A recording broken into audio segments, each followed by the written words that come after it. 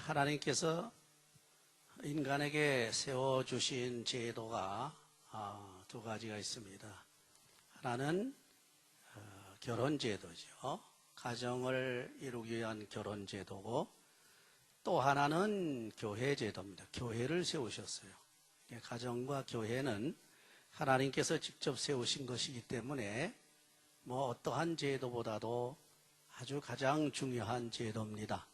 물론 국가라고 하는 제도가 있는데, 이건 본래가 하나님께서는 사람이 세우고자 하는 그 국가를 원치 않았습니다. 그러나 하도 이스라엘 백성들이 왕을 세워달라고 하니까 그래서 이제 왕을 세웠는데, 하나님께서 직접 자기의 의도로, 자기의 그 의지로 세운 기관은 잘 아시는 대로 에덴 동산에서 바로 가정이라고 하는 아담과 해와 사이에 꾸린 가정제도를 세웠고, 그 다음에 이제 신약 시대에 오게 되면 교회제도를 세웠습니다. 근데 사실 이 두 가지 제도는 상당히 상반된 제도인 것 같은데도 밀접한 관계가 있단 말이죠. 다시 말하면 가정과 교회. 가정은 육신적으로 육적인 기관입니다. 그렇죠? 교회는 엄격한 의미에서 영적인 신령한 기관이에요. 그래서 영적인 기관과 육적인 기관이 상반되어 있으면서도 아주 밀접하게 연관이 되어 있다는 겁니다. 예를 들어 말하게 되면 여러분 몸 자체, 우리 몸 자체 하나를 생각해 봐도 두 부분으로 나눠져 있죠. 하나는 흙으로 지은 그 육신이 있고, 또 하나는 하나님께서 생기를 불어넣은 영이 있단 말이죠. 그렇죠? 영혼이. 그러니까 이 육신과 영, 이 두 개는 전혀 다른 종류입니다. 다시 말하면 더 질이 달라요. 그래서 우리 영혼은 신령한 것이고, 우리 육신은 유형한 것이란 말이죠. 그런데 나의 육신과 나의 영혼이 아주 상반된 정반대 성격을 가지고 있는데, 그렇게 되면 물과 기름같이 돌아야 되잖아요. 그렇죠? 여러분, 물과 기름같이 돈다는 얘기 아시죠? 물에다 기름을 갖다가 붓게 되면 기름하고 얼른 섞이는 게 아니고 믹스되는 게 아니고, 이 물은 물대로, 기름은 기름대로 돈단 말이에요. 그래서 물은 물대로 하고 기름은 그 위에서 둥둥 떠다니잖아요. 그렇죠? 그건 질적으로 좀 달라 그래요, 성격이. 그런데 바로 우리 영혼과 육신이 그렇단 말이에요. 여러분, 영과 육이 바로 아주 질적으로 다르고 그 종류가 다른데, 어떻게 해서 영과 육이 하나가 될 수 있느냐, 같으냐, 그런 얘기예요. 이것이 이제 신비라고 그럽니다. 우리가 보통 그와 마찬가지로 하나님의 교회와 우리 가정이라고 하는 것은 상반된 것 같으면서도 가만히 보니까 이게 하나가 되는 그러한 그야말로 성질을 가지고 있단 말이죠. 그래서 오늘 본문 말씀을 보시게 되면은 바로 바울 사도가 이 부부관계, 가정을 이루는 부부관계를 말하면서 영적인 부부관계는 차원으로 승화를 시키는 장면을 볼 수가 있어요. 그렇죠? 여기 분명히 부부관계를 얘기하면서 결론적으로 보게 되면은 이게 바로 하나님의 교회에서의 역사로 말하고 있거든요. 그래서 말씀이 깨끗하게 되고 또 거룩하게 돼가지고 바로 영광스러운 교회를 세우는 것이다 그랬어요. 그래서 조금 미리 말씀을 드리면, 여러분이 가정생활을 잘 제대로 하는 사람은 교회 생활도 잘하는 거예요. 또 바꾸어서 반대로 교회 생활을 제대로 잘하는 사람이라면 가정생활도 잘하는 사람이라. 근데 우리 눈으로 보기엔, 겉으로 외관상으로 보기에는 아주 교회에 와서 열심히 봉사하고 믿음이 좋고 헌금하고 일하고 전도하고 기도 잘하는 분인데, 돌아가서 가정을 보니까 가정이 엉망인 사람이 있단 말이에요. 그렇죠? 집에 가면 부부지간에 싸움이 나고 가족들 사이에 불화가 일어나고 막 맨날 그 좋지 않은 현상이 일어나니까 이거 어떻게 되는 거냐 이거예요. 그럼 그 사람은 믿음이 어떤 믿음이야? 그건 어떤 의미에서 쪽믿음이죠. 한편으로 교회 와서는 믿음이 좋은 것 같은데, 그 좋은 믿음이 가정까지 이어져 나가야 되는데 가정에 가니까 완전히 딴 사람으로 변해버린단 말이에요. 그렇죠? 이것을 가르쳐서 이중인격이라고 합니다. 그렇죠? 이율배반적인 행동을 하니까 이중인격을 가지고 있다. 요새 참 한국 우리 국민들이 잘 판단해야 될 것 같아요. 대통령이라고 엄청난 직인데 그 직을 자꾸 무슨 포퓰리즘 같은데 그냥 인기로 띄워가지고 그걸 쫓아다니느라고 뭐 옛날에 훌륭했다고 하는 원로들이 말이지 쫓아다니는 꼴을 보면 참 안타까워요. 물론 그분이 나쁘다는 얘기는 아닙니다. 어떤 사람이든지 대통령 우리를 지켜주고 우리를 이끌어 나갈 수 있는 지도력을 가지고 있고 진실하고 정말 정직한 또 자기가 한 일에는 책임을 질 수 있는 그런 대통령이 될 수 있는가를 이렇게 몇 분들을 놓고 가만히 이렇게 살펴봐야 되는데 그게 아니에요. 지금 여론조사에 끌려다닌단 말이에요. 이게 한국의 참 이게 문제란 거죠. 아니 하나도 정치 경험이 없는 사람 그저 청춘 콘서트를 하고 다니면서 젊은 층의 인기를 해가지고 포퓰리즘으로 뜨고 있는 사람을 갖다가 그걸 쫓아달리라. 그러니까 지금 고민해가지고 아직도 나오지를 못하고 있지 않습니까? 저기 가만히 생각해보니 저기 정치가가 아니란 말이요. 그런데도 하도 옆에서 들쳐버리니까 내가 그런가? 내가 그런가? 그래 내가 대통령 되면 되겠다. 이렇게 이제 만들어 놓는 겁니다. 그래서 결국 요새 이제 초일기라고 그래서 대통령으로 나오는데 하기야 뭐 얼마나 인기가 좋은지 그 다음에 대항으로 해 있는 그런 측하고 막상 막 하니까 그렇죠? 박빙으로 있으니까 저는 이거 그런 문제를 얘기하는 게 아니고 분명히 국민들 눈에는 이렇게 비쳤는데 뒤에 보니까 그렇지 않더라. 그래서 국민들 눈에는 어떻게 비쳤다고 나오냐 하게 되면 아주 흰 눈을 깔아놓은 것 같이 그렇게 아주 청렴결백하고 깨끗한 이미지를 가지고 있다 그러는데 그야 어떻게 보면 그렇게 보일 수도 있겠지만은 사실 세상에 우리 기독교적으로 보면 그 깨끗한 사람이 어디 있습니까? 다 죄인이죠. 어쨌건 근데 일단은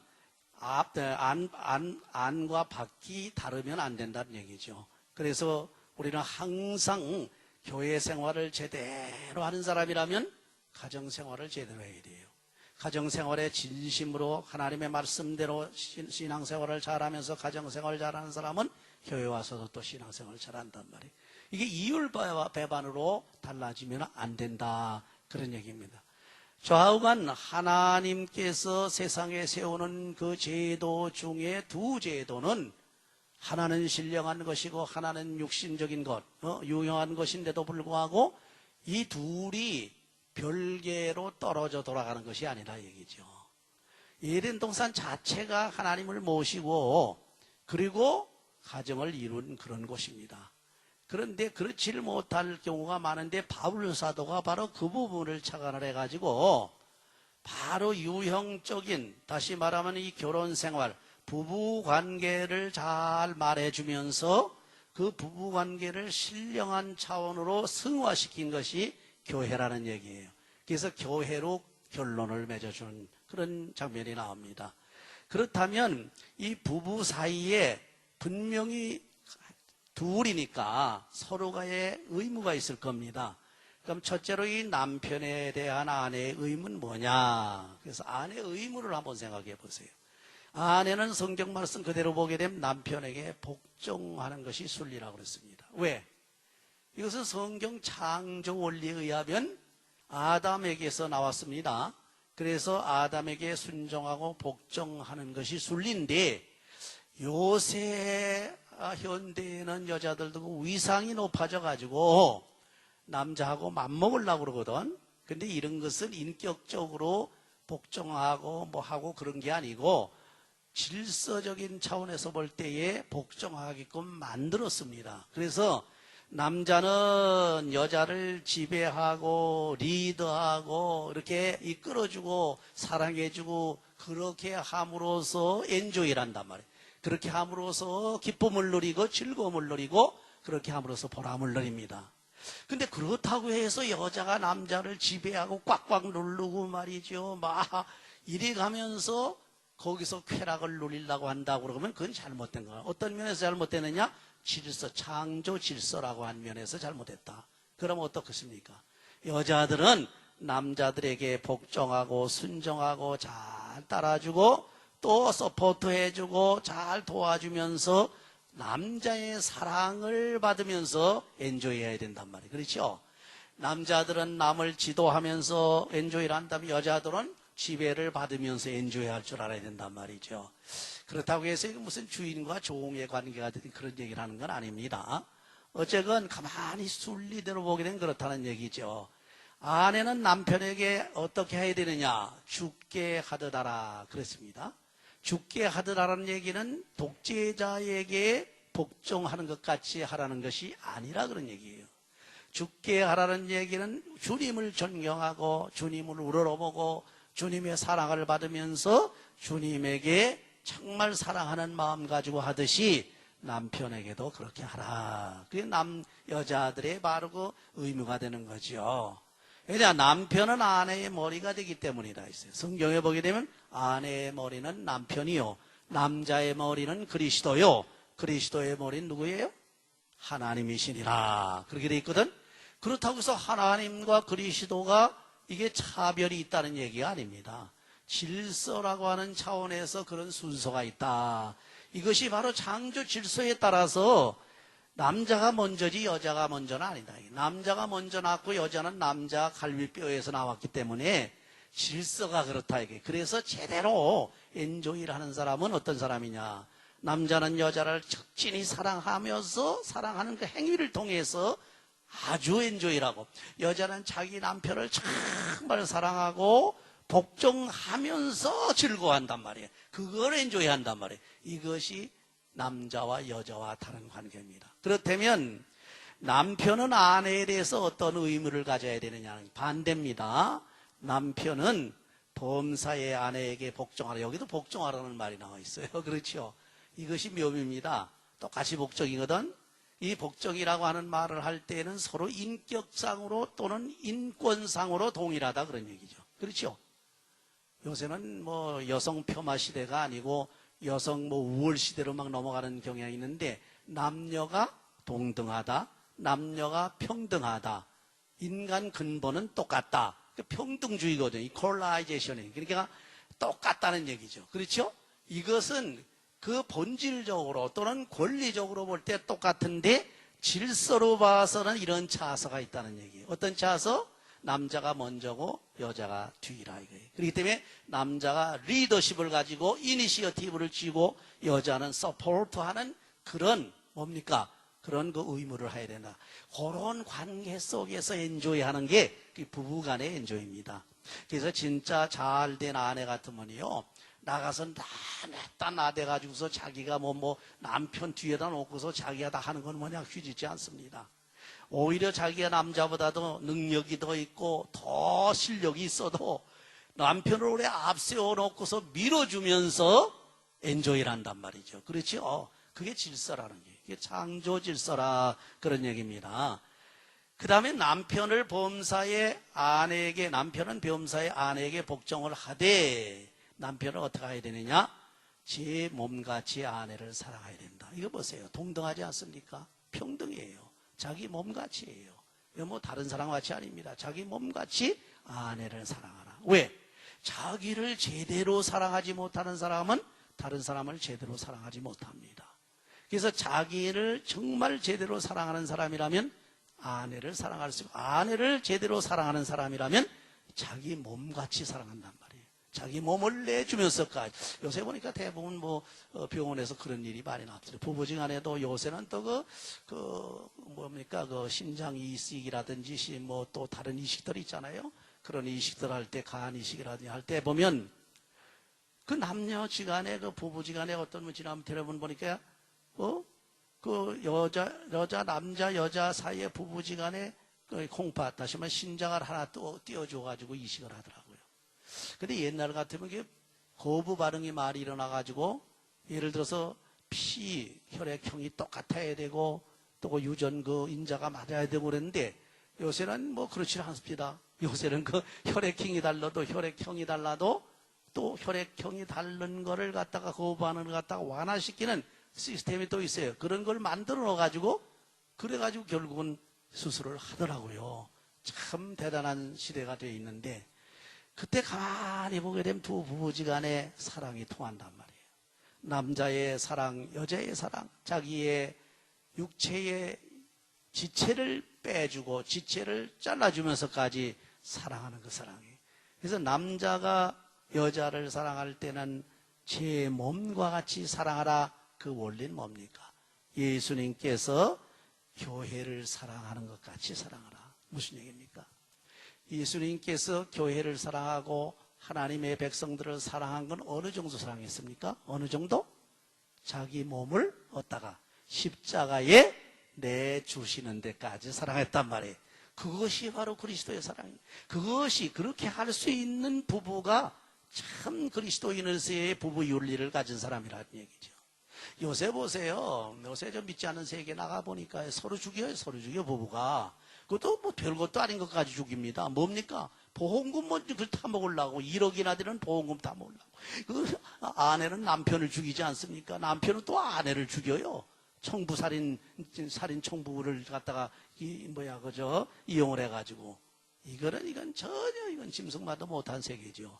우리 믿는 세계라고 하는 것은 그게 아니에요. 차라리 내가 희생을 한다 할지라도 아내를 살리고, 아내가 또 희생을 한다 할지라도 남편을 살리고, 이것이 바로 그리스도께서 교회를 위해서 자기 몸을 내주신 것 같이 사랑하는 그러한 사랑을 가지고 아내를 사랑하라.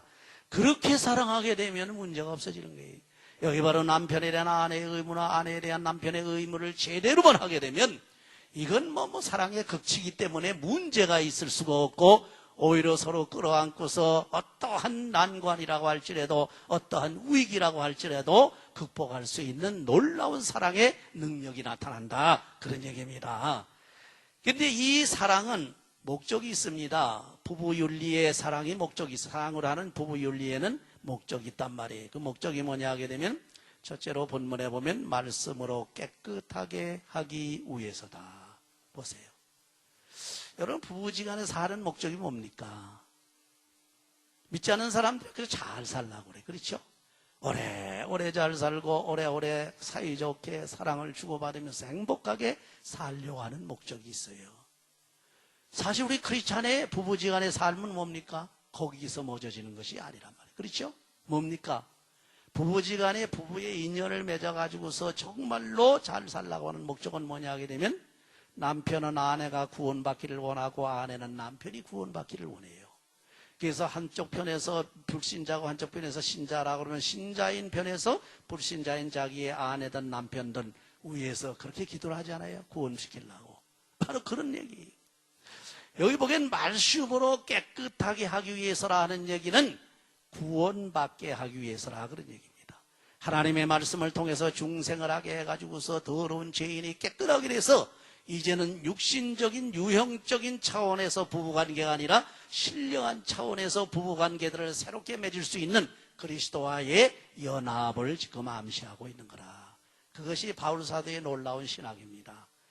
그 다음에 두 번째 보시게 되면 거룩하게 하기 위해서라. 그래서 이것은 거룩하게 하기 위해서라는 얘기는 어떤 의미에서는 성화 과정을 의미합니다. 앞에는 구원받는 그러한 하나님의 은혜를 말하면 뒤에 나오는 것은 성화시키는 거예요. 여러분 신앙생활을 어떤 사람들은 10년 하고 어떤 사람은 20년, 어떤 사람은 30년 계속 했잖아요. 만약에 10년 전, 20년, 30년 전에 신앙하고 지금 신앙이 변함이 없다고 그러게 되면 그 문제가 있는 거죠. 점점 신앙이 자라고 성장을 해가지고서 그리스도의 분량에 이르기까지 거룩해져야 된단 말이에요. 그렇죠? 그걸 어디에서 우리가 훈련을 받고 어디에서 우리가 연단을 받느냐면 부부생활 속에서 받는단 말이에요. 여러분 부부생활을 제대로 잘 해보세요. 그 인격이요 자기도 모르게 거룩하게 됩니다. 교회 생활 잘 해보세요. 그렇죠? 저는 그래 가끔 가다가 이제 우리 동료 목사님들하고 얘기할 때 목사님들이 그래요. 어떻게 그렇게 성질도 안 내고 참고 그래. 사실 성질이 없지 않습니까? 다 있거든요. 저도 성질이 있어서 부릴 땐 부리고 그러는데 그 목사님들하고 할 때 제가 성질을 안 부리거든. 그냥 캄다운하고 여유 있게 그저 아주 넘어가고 그래 놓으니까 그분들 그런 얘기예요. 그래서 제가 이런 얘기를 합니다. 내가 무슨 성깔이 없고 성질이 없어서 그런 게 아니라 누구보다도 성질이 급해가지고 지난번에 언제도 제가 말씀을 한번 드린 것 같은데, 그 고등학교 졸업하고 하도 신경이 날카롭고 말 스트레스 받을 때에, 그때 우리 누님이 밥상을 차려다 줘놓고 옆에서 비를 가지고 먼지를 쓰는 바람에 밥상을 걷어찬 적이 있어요. 밥상을 그냥 걷어차가지고 저 마당에 가서 그냥 박사 없지 않습니다. 그럼에도 불구하고 감당을 할 수 있다는 건 뭡니까? 그 오랜 동안 교회의 생활 있잖아요. 교회 생활하는 중에서 나도 모르게 그게 점차적으로 그만큼 훈련이 되더라. 그런 얘기입니다. 우리 둘째 놈이 가끔가다 조금 이렇게 좀 뭐라 그럴까 이 스트레스를 받고 신경질적으로 그러게 되면 제가 뭐라 그럽니다. 너 그래가지고 어떻게 신앙생활 하냐 그러냐고. 참아 이놈아. 그거 아주 됐냐 말이네. 막 그걸 못 참느냐 그러더니. 에이 아빠는 뭐 수십 년 동안 훈련이 되고 말이죠. 목회를 하고 그러시니까 나도 어떻게 똑같은 잣대로 갖다 나를 보느냐 그러더라고. 자기를 똑같이 생각하느냐 이게. 자기는 자기대로 훈련도 안 되고 이제 새파랗게 젊은데. 그런 얘기를 한번 합니다. 그런 얘기를 하는데 사실 그 맞긴 맞아요. 여러분이 가정에서 부부관계를 잘 겪어나가면서 서로 다듬고 서로 다듬어지고 서로 참고 서로 격려하고 서로 이렇게 도와주면서 사는 삶 속에서 신앙 인격이 좋아지고, 교회에서 또 자기 부부가 아닌, 자기 부부 대상이 아닌 전혀 다른 교우들하고 가지각색의 교우들하고 이렇게 교제하면서 자기 인격이 점차적으로 성화되고 거룩하게 되어지더라. 여러분의 신앙생활이 이렇게 되시기를 주의 이름으로 축원합니다. 그래서 결론은 뭡니까? 영광스러운 교회로 세우게 합니다. 이것은 두 가지입니다. 하나는 교회 안에서 그렇게 생활함으로 인해서 하나님의 영광을 나타내는 교회가 되기 위함입니다. 신령한 의미에서 그리스도와 더불어 부부지간이 되어가지고 영광스러운 자기의 신령한 교회가 되어서 하늘나라 갈 수 있고 하나님 앞에 가서 칭찬받을 수 있는 그런 자기의 인격을 세우기 위함이라. 여러분은 하나님의 은혜 가운데서 이러한 인격자가 되시길 바랍니다. 가정에서 하나님의 놀라우신 말씀을 통해서 깨끗하게 되고 점점 거룩하게 되고 하나님의 영광을 드러낼 뿐만 아니라 교회에 와서도 또한 교우들 간에 서로 성도의 교제를 통해서 여러분의 신앙 인격이 잘 다듬어져서 누가 보더라도 이는 정말 그리스도 예수를 닮았다, 예수님을 닮았다, 하나님을 닮았다, 그래서 존경할 수 있는 그러한 인격자들이 되시기를 주의 이름으로 축원합니다. 아멘. 기도하십시오.